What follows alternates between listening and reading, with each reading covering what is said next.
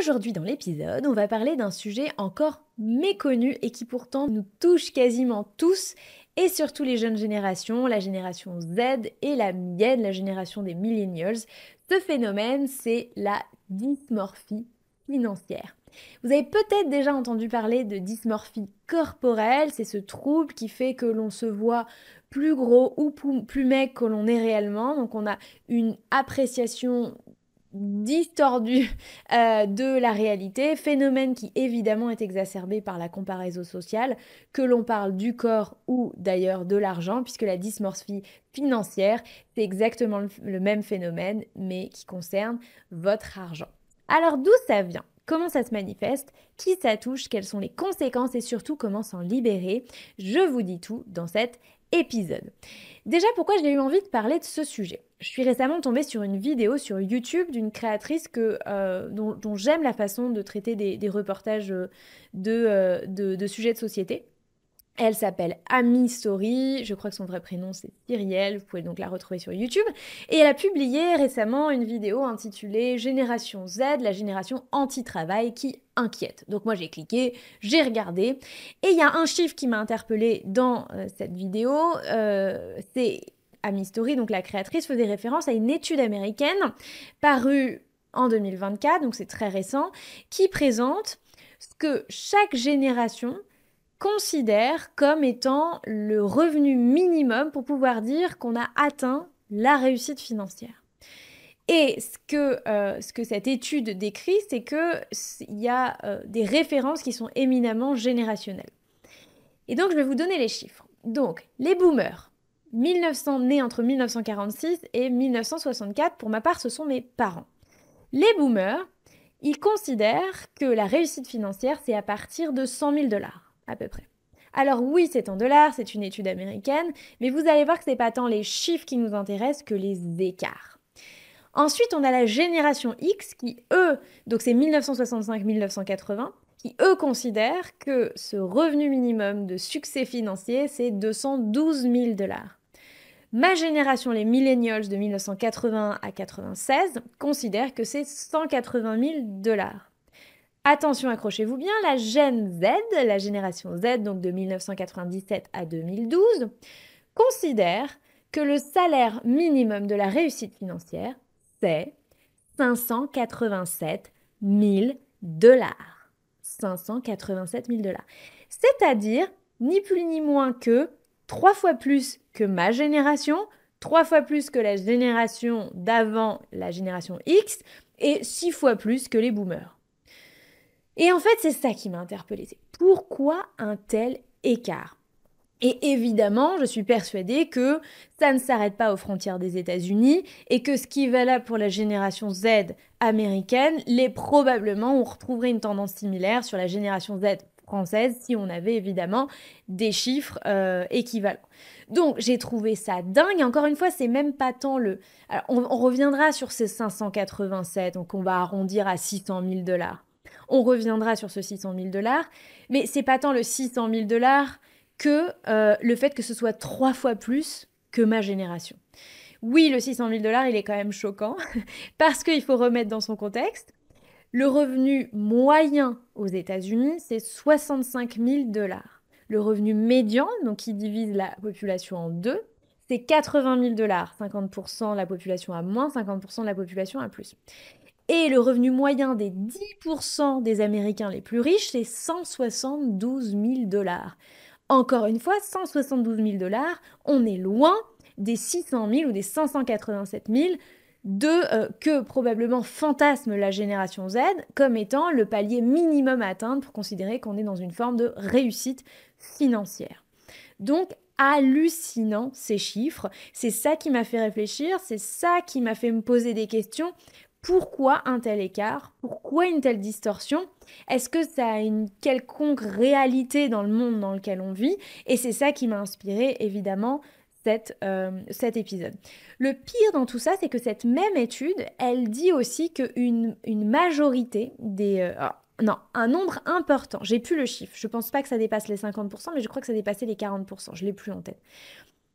Une proportion non négligeable de cette Gen Z considère que ce chiffre, il est atteignable. Ah, là, c'est pareil. Parce que c'est pas juste on fantasme en se disant waouh, on est dans un monde dans lequel, en fait, pour être riche, il faut avoir de plus en plus d'argent parce que tout coûte plus cher, etc. C'est même pas ça. C'est qu'en plus, ils sont assez confiants sur le fait que ce soit atteignable. Rappelons quand même que dans la Gen Z, il y a à la fois des préados, hein, parce que ça va jusqu'en 2012. Donc, il y a des préados, il y a des ados, il y a des étudiants et il y a des jeunes actifs. Donc, ça représente quand même c'est assez hétérogène, donc on peut imaginer que le préado est quand même peut-être largement dans le fantasme, versus le jeune actif qui peut-être se fait ses premiers salaires et qui a encore plus ou moins des illusions, mais pour qui la réalité est quand même assez différente. Bref, il y a une distorsion de perception de cette génération. D'où est-ce qu'elle vient? La réponse, vous la connaissez. C'est les réseaux sociaux, c'est le monde dans lequel on vit. On va en reparler un petit peu plus tard, mais avant ça, faisons un détour sur qu'est-ce que la dysmorphie financière. Allons un petit peu plus dans le détail de c'est quoi ce phénomène. Donc, c'est un phénomène qui est récent, qui a été décrit pour la première fois dans un article qui date d'il y a un peu plus d'un an, en 2024, évidemment dans Bloomberg, donc qui est un journal américain. Dans ce même article, il est cité une étude qui dit que 43% des membres de la génération Z et 41% des millennials souffrent de cette dysmorphie financière qui est quoi? Qui est cette distorsion entre la réalité et les perceptions, qui du coup va avoir un certain nombre de symptômes comme notamment le stress, la comparaison obsessionnelle et la honte. Alors ça peut être des sentiments, on va dire plutôt optimistes, plutôt pessimistes pour certains, ça va les pousser à sur-épargner, à se former énormément à l'investissement pour rattraper en mode, on va se mettre en mode action. Donc l'anxiété va pousser à agir pour rattraper. Et puis pour d'autres, on va plus être dans le fake it until you make it. Donc c'est-à-dire comment je fais pour paraître plus riche que je ne suis, comment je fais pour paraître comme faisant partie de la catégorie des gens qui sont et non pas comme étant exclus finalement de ces réalités qui sont décrites à longueur de journée, évidemment, qui sont en tout cas mis sous les yeux du monde à longueur de journée sur les réseaux sociaux. Chez les jeunes, évidemment, surtout chez la Gen Z qui, à 12 ans, on est encore dans la construction de son cerveau, hein, de ses repères, de tout un tas de choses. Donc ça peut être particulièrement néfaste parce que ça peut créer cette anxiété permanente, déjà cette difficulté à se positionner dans la société. On sait que les enfants, ils commencent à avoir la perception de se positionner dans la société entre 7 et 9 ans. C'est-à-dire, je sais dire si je suis plus riche, plus pauvre que les gens que je vois autour de moi et que je côtoie. Et donc, au moment où le cerveau des enfants ou des jeunes est toujours en construction, eh bien, on n'est non plus exposé aux gens qui sont autour de nous, mais aux réseaux sociaux. Et donc, on est dans cette comparaison permanente qui peuvent faire en sorte, donc qui peut amener des vrais problèmes de santé mentale, parce qu'on est face à ces objectifs qu'on s'est donnés qui peuvent à plein d'égards paraître irréalistes. Non pas parce que c'est impossible de gagner 600 000 $ quand on est un Américain, mais parce que ça correspond probablement à moins d'1% de la population, ce qui en fait un objectif. On ne peut pas avoir 20% de la population qui rêve d'atteindre un objectif qui atteigne factuellement moins d'1% de la population. On va forcément faire d'énormes dégâts sur des gens qui vont se sentir jamais assez, se sentir à la traîne, rentrer dans des phénomènes de dépression, d'anxiété, etc., à force d'être sans arrêt dans l'échec vis-à-vis de ces objectifs. Je vous donne quelques exemples parce que c'est pas juste, c'est évidemment beaucoup plus pernicieux que tu gagnes combien, tes parents gagnent combien, etc. Parce que notamment en France, on ne partage pas forcément ces niveaux de revenus, mais c'est le style de vie qui est montré.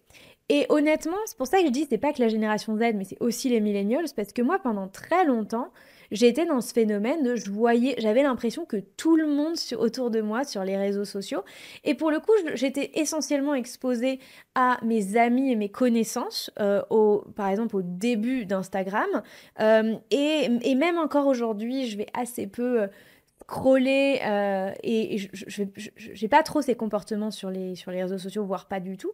Ça m'empêche pas d'être exposée, mais je veux dire, ce phénomène, il date déjà d'avant où, sur les prémices de Facebook et d'Instagram, on voyait déjà, grosso modo, tous les gens qu'on côtoyait à peu près montrer leurs vacances, Bali, les Maldives, etc. Avec cette impression que tout le monde part en vacances dans ces destinations-là, que même les gens partent en vacances plusieurs fois par an dans ces destinations-là, alors que, mise en face de la réalité qu'est la nôtre, peut-être que nous déjà, on galère à économiser pour se payer ces voyages-là, pour payer des billets d'avion, voire même, il y a quand même une tendance très inflationniste sur les prix pour partir en vacances en France, le moindre camping, même si vous n'avez pas envie de toutes les animations, des toboggans et des machins, vous le payez quand même. Donc le moindre camping en bord de mer coûte les yeux de la tête.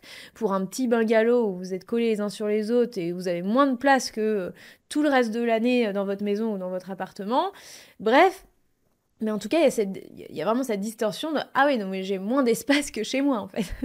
Bref, on voit aussi ça quand on est exposé à des gens qui sans arrêt vont bruncher le dimanche, vont au resto, se font commander à manger à la maison, comme s'ils n'avaient pas de problème pour leur budget course, alors que nous on en a, et particulièrement quand on commence à avoir un premier enfant, un deuxième enfant.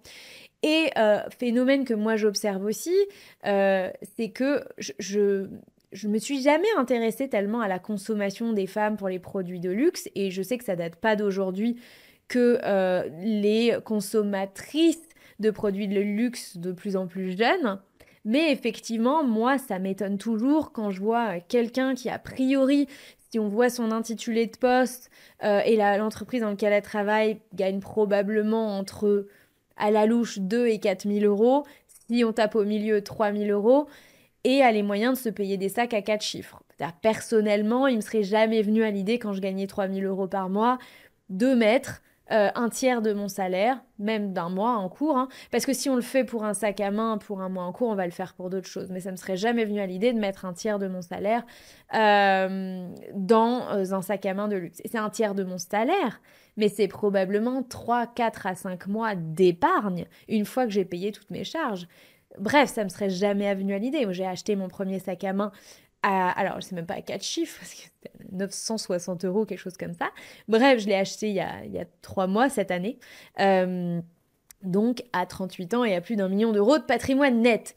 Donc après, tout le monde fait les choses différemment, mais c'est vrai que ça m'étonne toujours.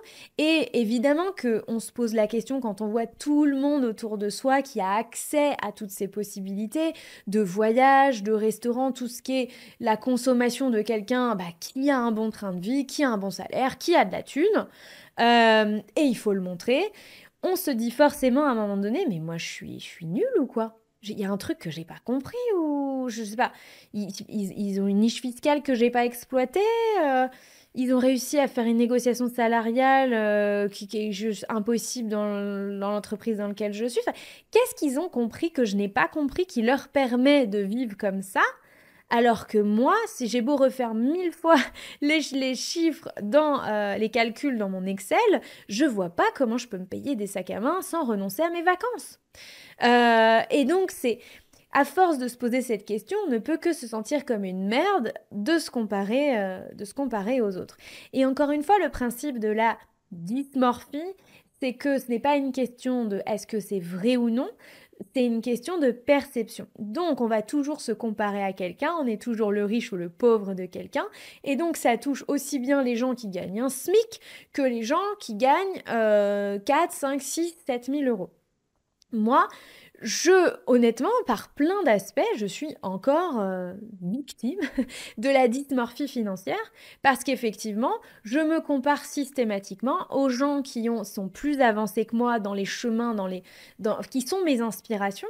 Et donc, c'est plutôt des entrepreneurs ou des investisseurs. J'essaye de me comparer à des gens qui ont à peu près le même âge que moi.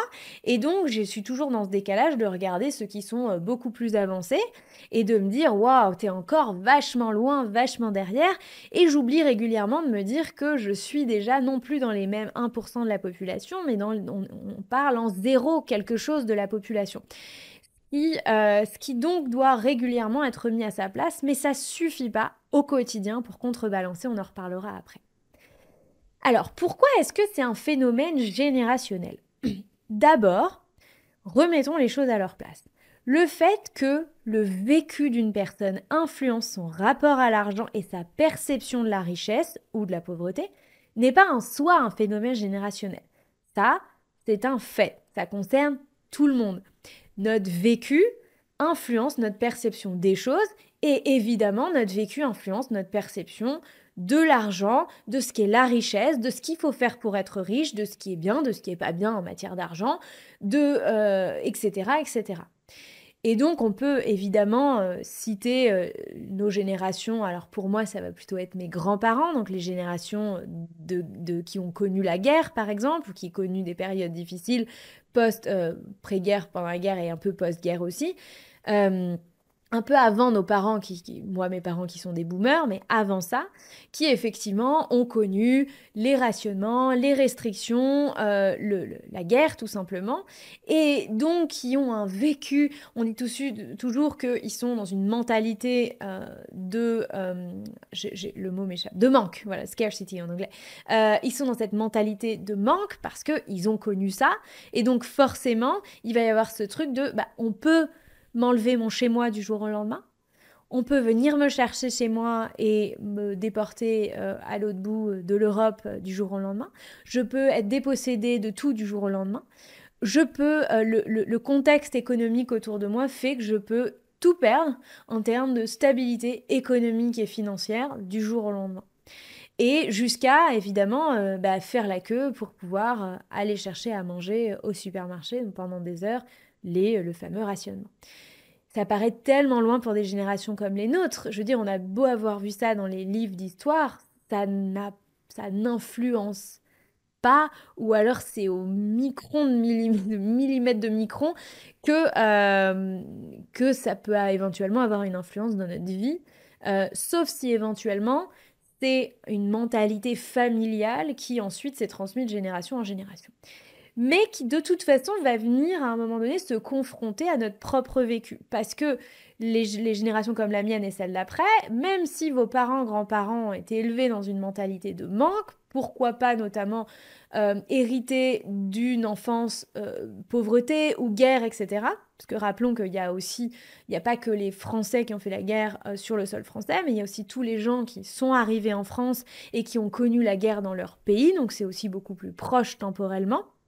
Mais donc, ça va forcément s'entrechoquer avec votre propre vécu et tout ça va faire un savant mélange. Mais en soi, on est tous influencés par notre vécu et notre rapport à l'argent, notre rapport au monde, y compris notre rapport à l'argent, donc va être influencé par ce vécu.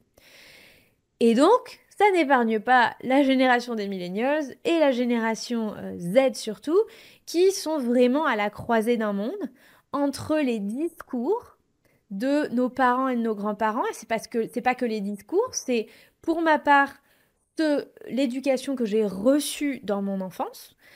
Où concrètement, quand on se baladait au centre commercial ou même quand on se baladait en vacances et que je disais oh je voyais un marchand de glace, mes parents ils disaient non c'est pas l'heure du goûter quoi. Ou alors t'as faim, prends un verre d'eau. Ou tiens on va rentrer à la maison et on va s'acheter une pomme. Je cite toujours cet exemple, mais moi, mes parents, et c'est vrai que Benoît, c'est pareil, hein, nous, on a été élevés comme ça. Voilà, les parents se disaient, non, en fait, moi, de manière exceptionnelle, évidemment qu'on avait le droit à des glaces et des gaufres quand on était petite, mais certainement pas quand on allait juste au centre commercial pour faire un peu de shopping le mercredi, quoi. Qui était une sortie normale pour pouvoir aller s'acheter des vêtements dont on avait besoin. Donc voilà, on était vraiment dans cette philosophie de on achète quand on a besoin et les plaisirs sont exceptionnels. Moi, je fais partie de cette génération où sur l'autoroute, on amenait le casse-croûte, quoi. D'ailleurs, on s'arrêtait sur les aires de pique-nique. Voilà, aujourd'hui c'est différent. Déjà, les aires sont plus les mêmes que quand on était petit. Mais moi, je fais partie de cette génération. Ma mère cuisinait, donc on faisait des sandwichs dans la voiture ou elle amenait des quiches dans la voiture et on mangeait ce que ma mère avait cuisiné. On n'allait certainement pas acheter de la bouffe qui coûtait 3 à 4 fois plus cher sur les aires d'autoroute. Donc moi, j'ai grandi là-dedans, avec des parents qui sont des salariés, qui sont dans un modèle plutôt de loyauté tout au long de leur carrière, qui ont mis de l'épargne de côté, qui ont vraiment une gestion très bon père de famille, comme on dit. Je vois aujourd'hui où ça les a amenés, donc plutôt satisfaite, mais moi, c'est pas forcément là où j'ai envie d'aller. Et donc, c'est quoi mon autre influence à côté? C'est les réseaux sociaux. Alors ok, pour ma part, ça a commencé beaucoup plus tard. Moi, j'avais pas les réseaux sociaux à 10 ans. Nous, à 10 ans, j'avais même pas MSN. Je, je veux dire, on piratait pour pouvoir regarder des épisodes de nos séries en peer-to-peer. Voilà, on était des pirates à l'époque.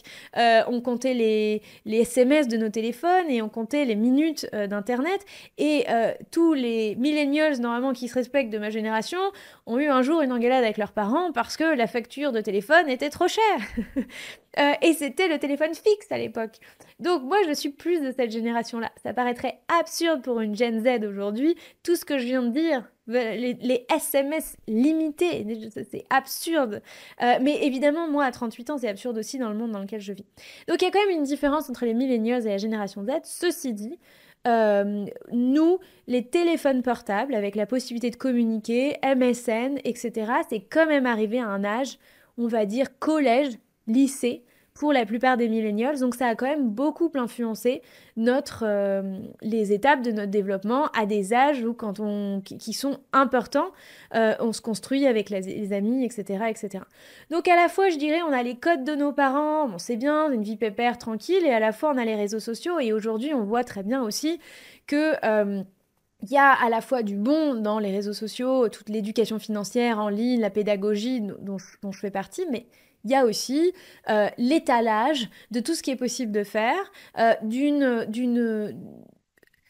d'une vie tronquée où seulement les aspects les plus chouettes sont relatés sur les réseaux sociaux et qui nous font croire que les autres ont une vie de rêve alors que nous on a une vie de merde. Ou on pense avoir une vie de merde, en tout cas on pense avoir une vie beaucoup trop normale par rapport à tous ces gens qui semblent aller, et là je vous parle de gens qui vont juste bruncher tous les dimanches, je ne vous parle même pas de ceux qui partent en week-end ou qui partent en bord de mer ou je ne sais pas où ou à l'autre bout de la planète, tous les mois. Bref, il y a cette dissonance entre un monde d'avant qui semble ok, c'est bien, mais c'est voilà quoi, c'est has-been. Moi, travailler 45 ans pour avoir une petite retraite pépère dont on n'est même pas sûr qu'elle sera conservée, dixit toutes les débats en ce moment sur le budget. Ouais, moi, je trouve ça cool là, tout ce qu'on nous dit sur les réseaux sociaux, etc. Il y a de toute façon une dissonance et cette dissonance, elle est très perturbante. Jamais aucune génération avant la Gen Z, et même nous on a été relativement été épargnés, n'a autant été exposée à la vie des autres. Ma génération et a fortiori évidemment celle d'avant, quand on a grandi, quand on était à l'école, jusqu'au, on va dire, collège-lycée, la seule vie qu'on connaissait, c'était la vie des gens qu'on côtoyait. Donc la vie des camarades de classe, dont on savait ce qu'on voulait bien savoir. Donc la vie de nos camarades de classe, la vie de notre famille, de grosso modo de la communauté, de la ville dans laquelle on vit, etc. Et la vie des gens à la télé qui en partie, si on regarde le journal de 20 heures, c'est la vie de Monsieur et Madame Tout-le-Monde. Et puis après, si on regarde la Star Academy de l'époque, c'était effectivement la vie de jeunes comme Monsieur et Madame Tout-le-Monde qui ont un destin extraordinaire. Mais il y avait un petit peu ce côté-là que il y a les célébrités, il y a les gens qui ont un destin extraordinaire via la télé, et puis il y a Monsieur et Madame Tout-le-Monde. Mais je veux dire, à un moment donné, l'exposition, on dit qu'on est la somme des 5 personnes qu'on côtoie le plus, et la somme toute, les 5 personnes qu'on côtoie le plus, ça reste les camarades de classe, quoi. Et donc, eux, ils ont quand même une vie normale. Jamais, jamais, avant la Gen Z, une génération d'individus n'a été exposée à autant de fenêtres sur le monde. Et, je dirais, sur un monde, une réalité.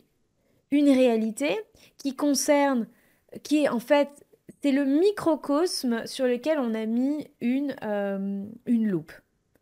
C'est-à-dire, qui va bruncher tous les dimanches? Probablement moins d'1% de la population. Mais sauf que, avec les réseaux sociaux, on peut avoir l'impression que c'est 40% de la population. Et d'ailleurs, quand il y a des sondages comme ça sur tout un tas de sujets, hein, notamment il y a des sondages qui sont faits sur combien y a-t-il d'étrangers en France. Et les gens vont vous dire des chiffres qui sont... parce que le traitement médiatique, plus les réseaux sociaux, etc., font croire aux gens qu'il y a 50% d'étrangers en France. C'est une aberration. Et évidemment, c'est des constructions mentales qui vont avoir un énorme impact sur la politique, etc., etc. Mais ça, c'est encore un autre débat.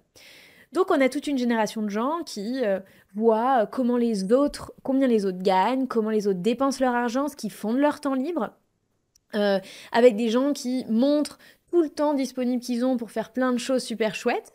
Et la supposée, je dis supposée, hein, vraie ou fausse réussite financière.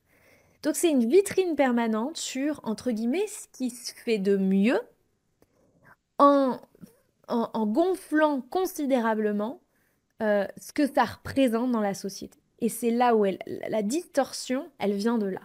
Elle vient du fait que quand tu es exposé constamment à un phénomène, mais tu as l'impression qu'il est beaucoup plus important qu'il ne l'est en réalité. Résultat, on perd ses repères, on ne sait plus où se situer, parce que si on a l'impression que 20, 30, 40% de la population a accès à cette réalité auquel on n'a pas accès alors qu'on se défonce au travail, qu'on a un salaire, qu'on fait du mieux qu'on peut, on met de l'épargne de côté, on essaye d'investir, et pourtant on a l'impression d'être exclu d'un système dont on a l'impression qu'il est majoritaire alors qu'il est ultra, ultra minoritaire, c'est fondamentalement une bombe pour la santé mentale. Donc, c'est une perte de repères liée à la comparaison permanente.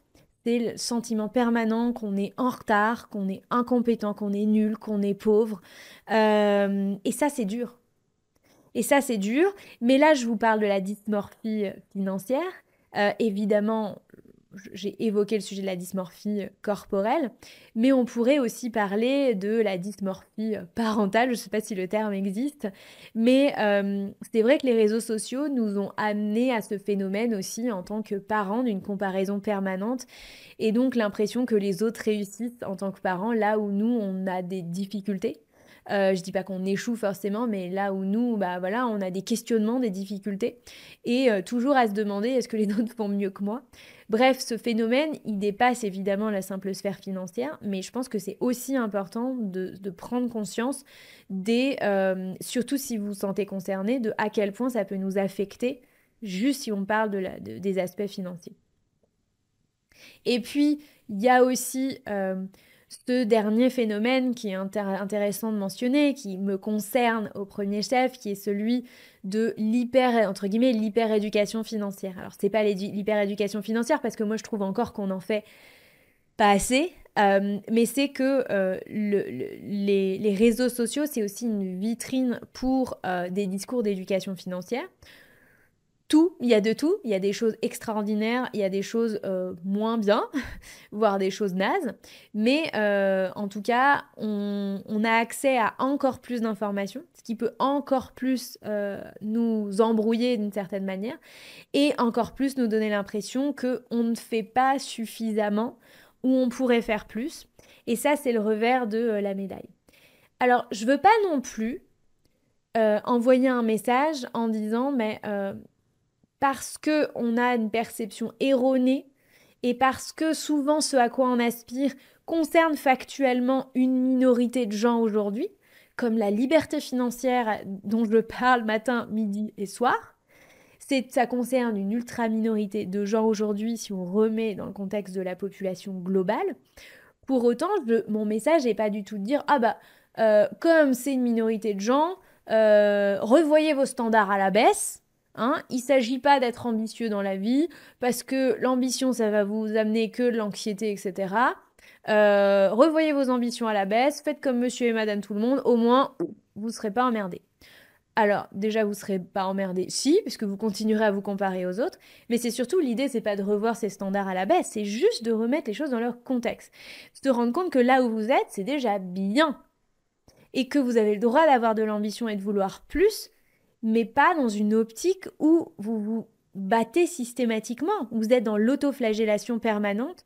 On n'avance pas bien quand on nous dit « mais t'es vraiment qu'une merde, t'es vraiment qu'une merde, mais t'es vraiment qu'une merde, mais t'es vraiment qu'une merde ». Ou plutôt, ton niveau d'ambition, il est hyper élevé, donne-toi les moyens. C'est génial, tu te donnes les moyens. C'est trop bien, t'avances, tu te donnes les moyens. C'est génial. Et s'encourager parce qu'on avance.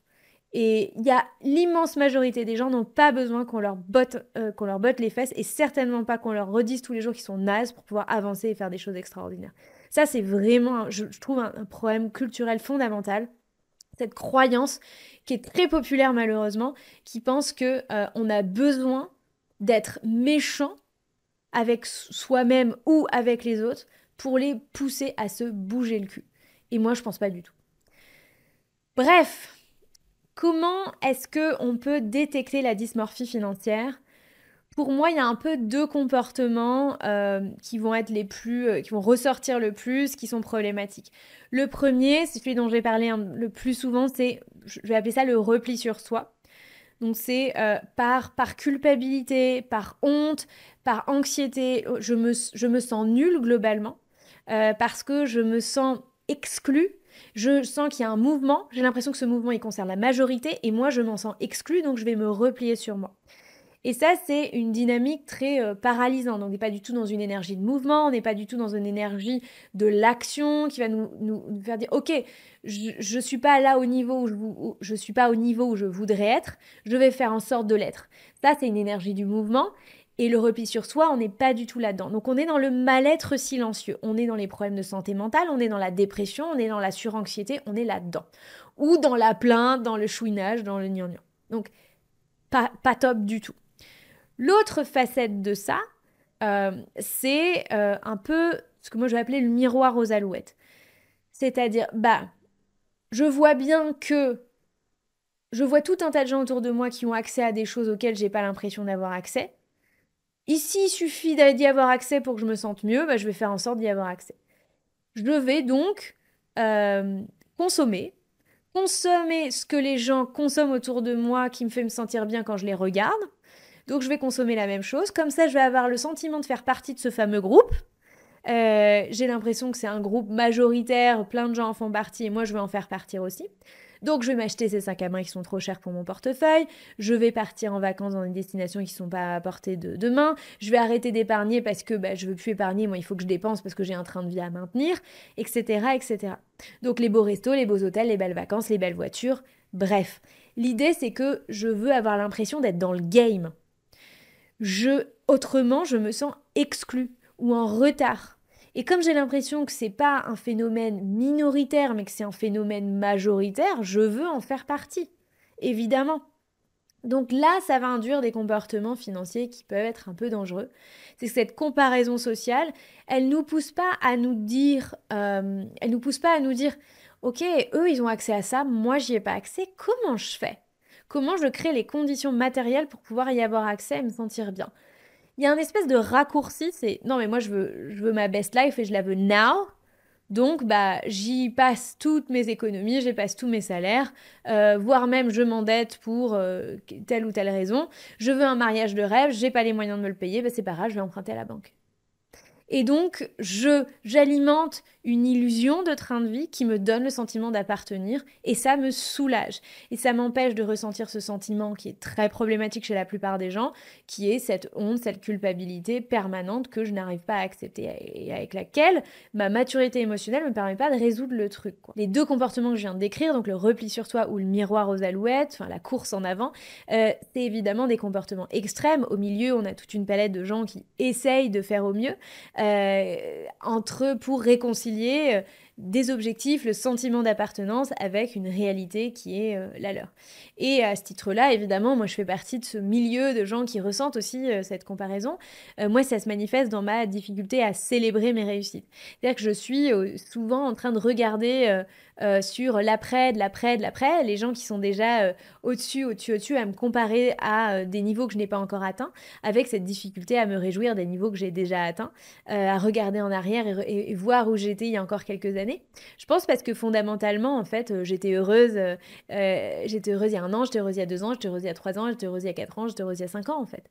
Et donc, il y a cette idée, je pense, derrière cette idée, derrière cette recherche, derrière cette quête, il y a quelque chose d'un peu vain, parce qu'on pense que ce que les gens nous montrent sur les réseaux sociaux, non seulement c'est la norme, mais en plus, c'est ça qui va nous libérer de toute problématique, de toute tristesse, et que ça va nous amener le bonheur et la joie permanente. Comment on s'en libère? Dernière question que je voulais aborder évidemment dans ce podcast. Compliqué. Compliqué parce que là, on est en train de parler d'un phénomène qui dépasse les individus, qui est un phénomène de société majeur, et donc résister à une influence extérieure aussi forte que celle des réseaux sociaux, c'est évidemment un véritable challenge. Ça demande surtout d'avoir construit au cours de sa vie de solides bases identitaires. Sur ce sujet, nous ne sommes pas égaux. Les individus ne sont pas égaux, évidemment. Des enfants qui ont grandi dans un environnement stable, aimant, avec 2 parents, ayant reçu une éducation, n'ayant jamais eu à se préoccuper de se débrouiller pour manger, pour payer les factures, pour aider les parents, pour se substituer à des parents, notamment par exemple pour aider pour les frères et sœurs, etc., ont considérablement plus de chances d'avoir de la stabilité identitaire. Et donc seront aussi beaucoup plus capables d'exercer un recul critique sur l'influence que les réseaux sociaux ont dans leur propre vie, évidemment dans la société, mais aussi dans leur propre vie, et donc de trouver une consommation plus équilibrée ou de plus facilement remettre en perspective ce qui est de l'ordre des aspirations, des ambitions, ce qui est l'ordre de l'irréel, ce qui est l'ordre de la réalité et du fantasme, en gros. En gros, si j'ai confiance en moi, en qui je suis, alors encore une fois, je demande pas, pas que des gens qui ont... tout le monde a un déficit de confiance en soi, en vrai, enfin l'immense majorité des gens ont un déficit de confiance en soi. Mais si on a quand même une dose raisonnable de confiance en soi, en ses capacités, en qui l'on est, si on se connaît dans son identité, si on a des ancrages forts dans sa vie, eh bien, effectivement, je sais à quoi, j'ai plus facilement accès à qui je suis, ce à quoi j'aspire, et donc je suis plus à même de faire la part des choses entre ce à quoi je suis exposée et ce à quoi j'aspire réellement, en gros, entre ce qu'on veut m'imposer comme étant une norme ou une voie vers le bonheur et ce que moi je pense être ma propre trajectoire. Ce qui est évidemment plus facile à faire aussi à mesure qu'on avance dans la vie, qu'on prend de l'âge, parce qu'on accumule de l'expérience, on a plus de maturité, on a physiologiquement un cerveau aussi qui est plus formé. Il paraît que la maturité émotionnelle, c'est 30 ans. Vous voyez et donc ça, on n'est pas égaux. Si effectivement, vous avez grandi dans un environnement où vous avez eu un déficit, enfin en tout cas, vous estimez avoir reçu un déficit d'amour, d'attention, que vous avez grandi dans un environnement plus ou moins dysfonctionnel, effectivement, vous allez avoir plus de mal à être stable dans votre identité, à être stable dans une forme de résistance aux influences extérieures et être raisonnablement critique par rapport au monde qui vous entoure et à vos propres pratiques et habitudes. Donc plusieurs pistes. Limitez évidemment votre exposition au contenu. Moi, ça m'est arrivé plusieurs fois dans ma vie de me dire là, non, là ça va pas. Je me rappelle notamment une phase, ça fait déjà un bon moment maintenant, une dizaine d'années. Il y avait eu le boom des émissions de faits divers. Elles sont toujours là. Mais au moment où on a commencé à les voir quasiment le samedi après-midi, vous zappiez sur une vingtaine de chaînes, il y avait au moins 5 ou 6 chaînes qui avaient des émissions de faits divers. Et donc, ces trucs-là, elles sont incroyables parce que ça vous happe, mais c'est dingo. C'est dingo. On peut plus s'en défaire, qu'on est obligé de rester jusqu'au bout. Et moi, je me suis rendu compte que non seulement j'étais happée, j'étais hookée, comme on dit, j'étais accro, mais que j'arrêtais pas d'y penser.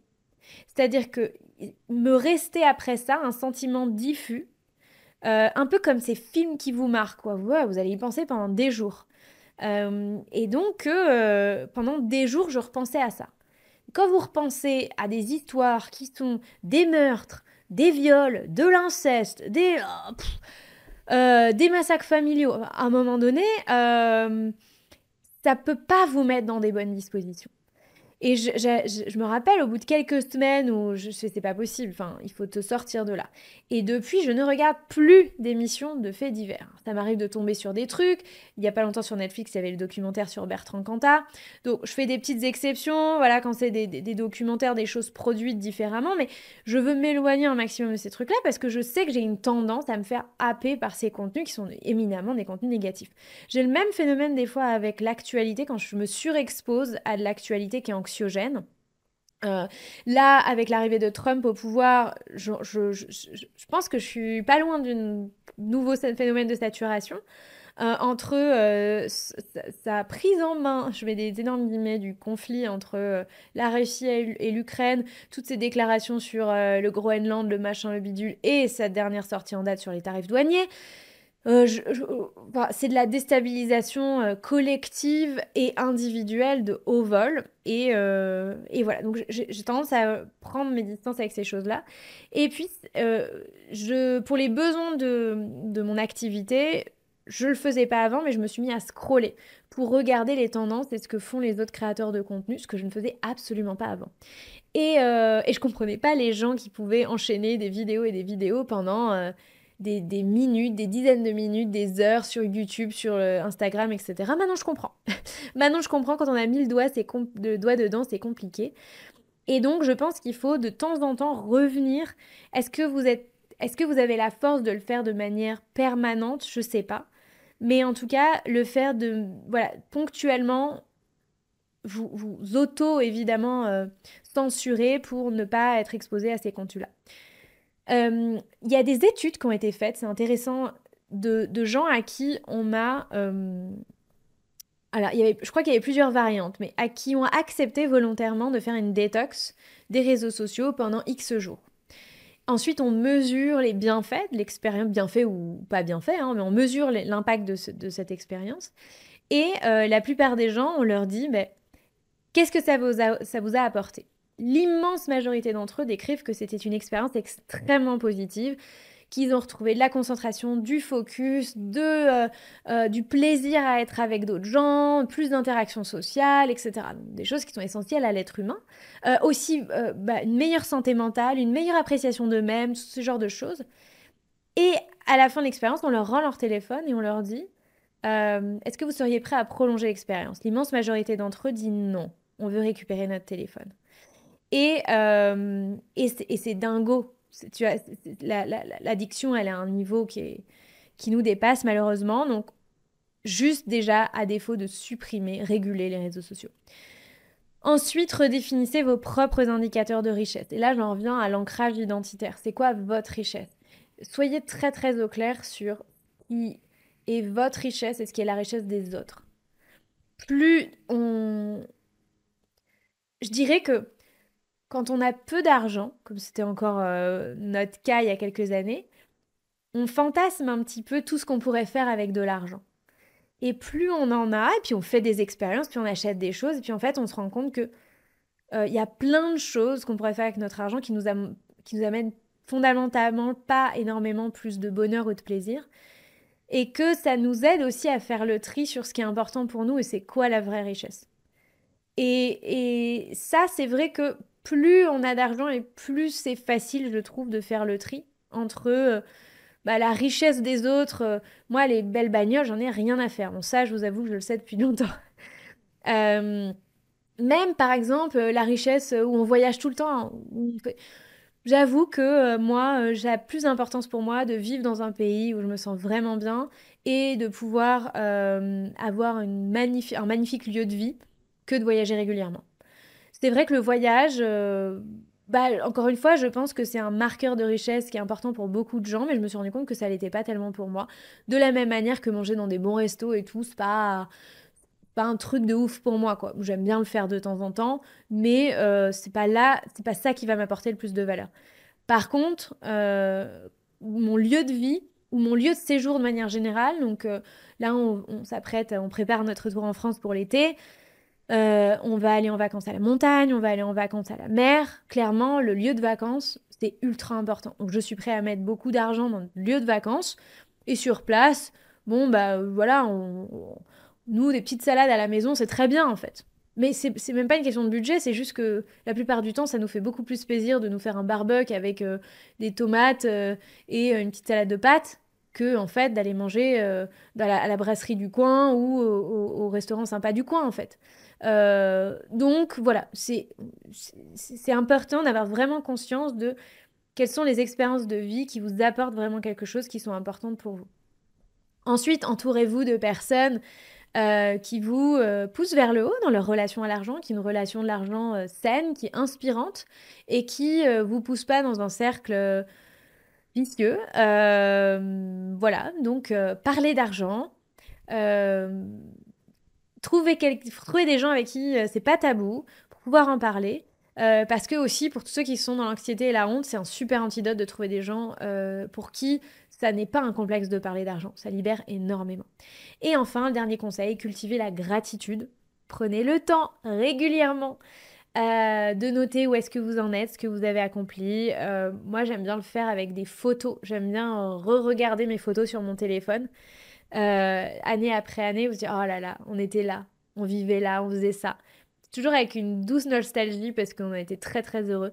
Et c'est génial de voir tout le chemin qu'on a parcouru et cet appartement dans lequel on vit aujourd'hui à Dubaï, vue mer, qui est juste incroyable. Et notre maison qu'on avait à Gravelines, dans lequel on a été tellement heureux et on a tellement aimé cette maison. C'est génial de voir le chemin et pour autant, c'est aussi génial de se voir que on est les mêmes individus et que on était juste aussi heureux avant et on était heureux de ce qu'on avait. On fait juste de nouvelles expériences qui nous comblent aussi de bonheur, mais c'est juste agréable de voir aussi d'où on vient. Voilà. Voilà, je pensais pas faire un épisode aussi long sur ce sujet-là, mais j'espère que vous avez pu y trouver des pistes de réflexion, voire même de guérison pour certains. On se retrouve très bientôt pour un nouvel épisode. D'ici là, prenez soin de vous et de vos finances. Ciao, bye bye!